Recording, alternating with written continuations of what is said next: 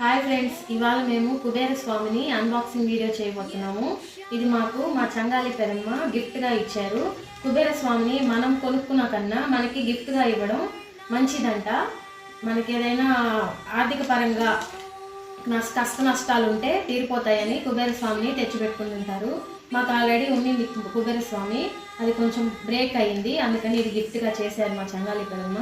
So మేము ఇవాళ పూజించుకోవడానికి పూజ గదిలో పెడుతున్నాము. అంటే ఎవరన్నా ఇచ్చేదానికన్నా మనకి ఇంకెవరన్నా ఇస్తే బాగుంటుందని చెప్పి మన వాళ్ళ నమ్మకం.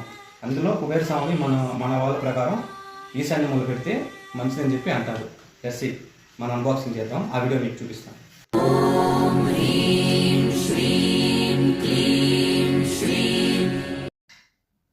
మనం రోజు నిత్య దీపారాధన చేసిన తర్వాత కుబేర స్వామి దగ్గర చిల్లర సమర్పించాలి. రోజు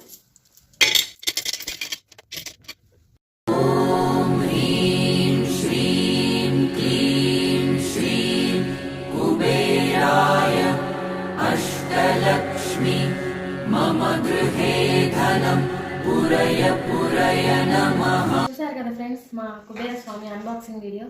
మా వీడియో కానీ మీకు నచ్చినట్లయితే మా ఛానల్ని సబ్స్క్రైబ్ చేసుకోండి.